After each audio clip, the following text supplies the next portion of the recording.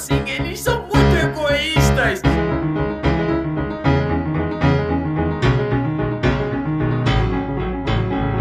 Ego é uma palavra pequena, mas carregada de peso, medo e vergonha.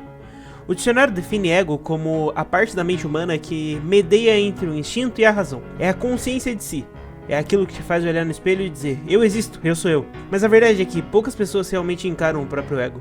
Poucas pessoas têm coragem de aceitar que no fundo tudo que elas querem é serem reconhecidas, é vencer. A sociedade nos ensina que isso é feio, que o egoísmo é algo errado. Mas e se for justamente esse o erro? E se o que te ensinaram como pecado for exatamente a chave para você se libertar dessa vida medíocre? Se você não for o maior egoísta do mundo, não vai conseguir virar o maior centroavante.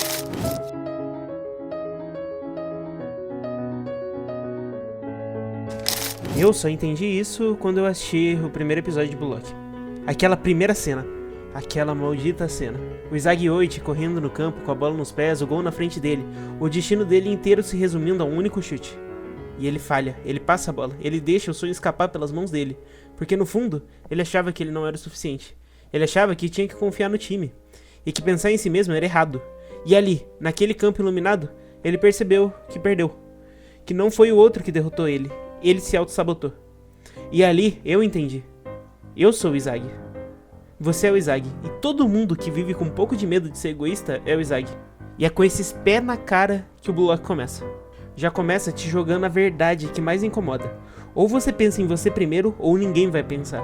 E é sobre isso que a gente vai falar hoje. Sobre o ego, o monstro dentro de você, e o que acontece quando você finalmente tem coragem de libertar ele. Eu recentemente assisti ao vídeo do Grit sobre essa relação de ego e Blue Lock, e eu fiquei parado, pensando, sei lá, talvez o problema seja eu.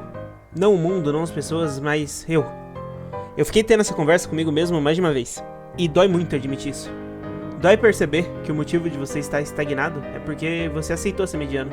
Tipo, você já parou pra perceber que na vida a gente tende a acreditar que é errado pensar só em si mesmo? Que é feio querer ser o melhor e que é errado falar em voz alta que você quer vencer todo mundo, que você quer devorar todo mundo? Pois é.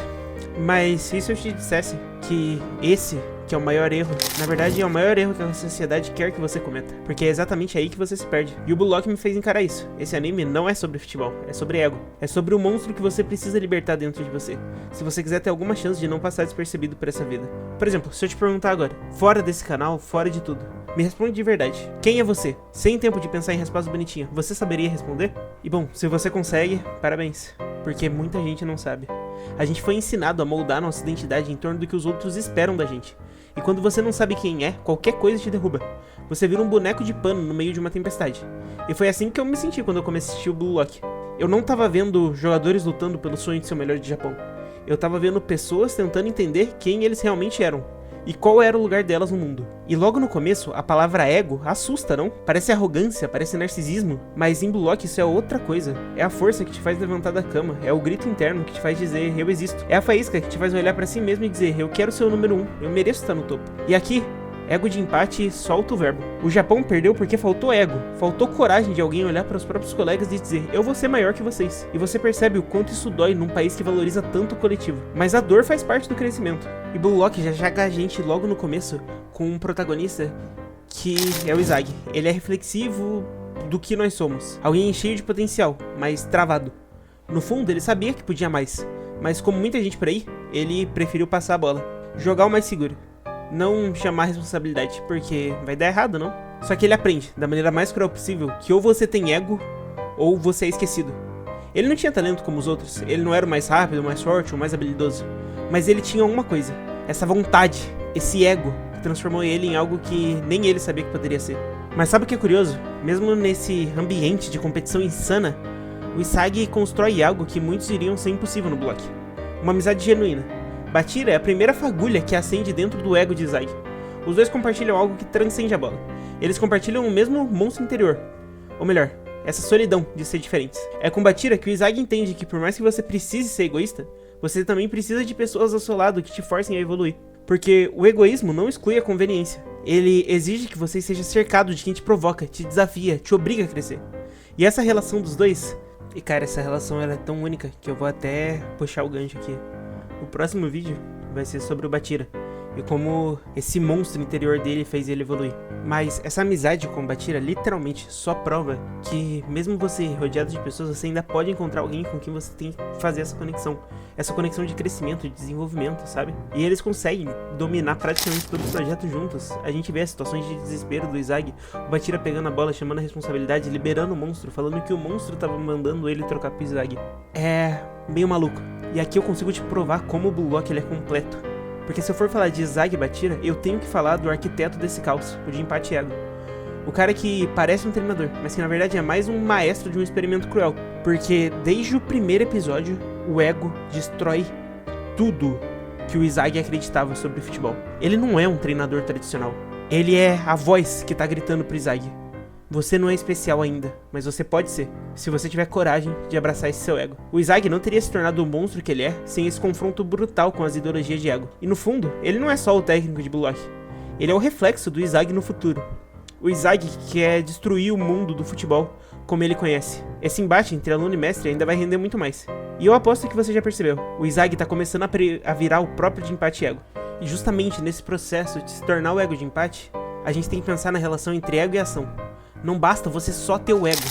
Se você só acha que é bom, mas não age, você vira só mais um frustrado que tá no bar contando histórias como o que poderia ter sido. Algo que talvez o ego entenda muito bem. Eu tô doido pra saber a backstory dele, porque ele não tá jogando profissionalmente hoje, mas todo mundo respeita ele dentro da competição. E o Izagi percebe isso. Ele entende que o ego dele só serve pra alguma coisa se ele colocar isso em campo. E a cada passe errado, cada chute bloqueado, cada derrota, alimenta o monstro dentro dele. E ele aprende a gostar da sensação de ver os outros sofrendo e sendo eliminado. E é aí que Bullock brilha e destoa de toda a obra. Não é sobre vencer o outro, é sobre vencer a si mesmo.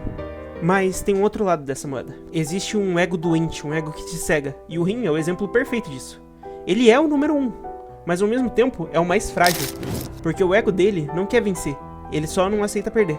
É um ego que isola e sufoca, faz você jogar sozinho um jogo que é coletivo. Bullock não te diz pra ser assim. Ele te mostra que o ego saudável é aquele que, mesmo querendo ser o melhor, sabe que você precisa usar os outros pra alcançar isso. Usar, criar reações químicas. E é nisso onde a maioria cai. Porque em Bullock, assim como na vida, você sempre vai ter um ranking, na escola, trabalho, no amor. E aceitar isso dói muito. Dói perceber que tem gente melhor que você. Dói mais ainda que às vezes você nem tá no jogo. Mas sabe qual é a boa notícia? Você pode mudar o ranking, mas isso vai ter que exigir aceitar uma coisa brutal. Você é substituível e você é descartável. Só que o ego saudável não vê isso como um peso, mas como um combustível. Porque o maior erro que você pode cometer é colocar objetivos pequenos demais. Porque quando você mira pequeno, você não liga de falhar. Agora, quando você mira no topo do mundo, você sente o peso. E é esse peso que faz o Izagi e que vai te fazer se mover. Em Bullock, os personagens que mais crescem são aqueles que não têm medo de falar em voz alta. Eu vou ser o melhor do mundo. Eu vou ser um herói. Agora, na vida, quem tá disposto a gritar isso? Bom, todo mundo tem algo que é bom. O problema é que a maioria tem medo de assumir isso. Por medo de parecer arrogante, de se expor. Bullock te dá um tapa na cara e te obriga a gritar: eu sou bom nisso. E se você não sabe no que é bom ainda, bom, é sua obrigação descobrir. E, como eu disse antes, Bullock não é sobre futebol. É sobre um monstro que você precisa liberar dentro de você. É sobre parar de pedir desculpa por querer mais. É sobre entender que se você não tiver ego, alguém com ego vai passar por cima de você. Então, se funciona pra mim, tenha ego. Eu não sou o melhor em nada, mas quando eu entendi que eu posso ser, a minha vida mudou. Meu canal, meus projetos, meus sonhos, tudo só começou a andar quando eu parei de me esconder e comecei a aceitar que eu tenho um monstro dentro de mim. Bullock me ensinou isso, e se você tá me ouvindo até aqui, é porque esse monstro também tá dentro de você. Então para de se esconder e tem ego. Devore o mundo. Devore o mundo que logo logo você vai estar como o Izagi, esse herói reconstruído.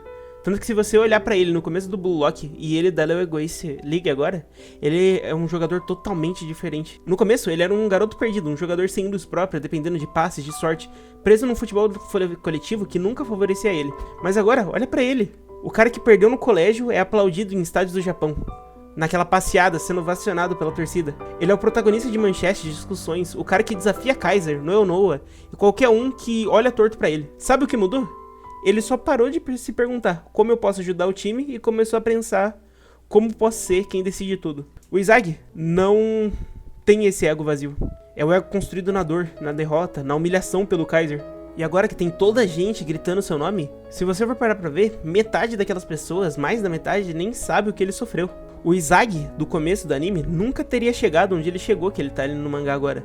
Porque o Isaac do início ainda acreditava que o mundo era justo. E o Isaac de agora sabe que o mundo é de quem consegue tomar ele. Bom, enfim. Eu queria passar esse meu ponto de vista, porque como eu disse de novo, menção totalmente honrosa aqui ao Grit. Eu olhei esse vídeo dele e eu parei pra refletir e eu pensei sobre esses pontos. Creio que nenhum canal tenha falado disso ainda. Mas enfim, obrigado por ter assistido até aqui. E também, se vocês quiserem ajudar, eu vou iniciar o grupo de membros agora. Então, se você quiser entrar nesse clube de membros, seja mais do que bem-vindo, o clube dos personagens secundários. Fica à vontade também para mandar sugestões de vídeos exclusivos para membros que você quer ver. E é isso, obrigadão mesmo, nos vemos no próximo vídeo.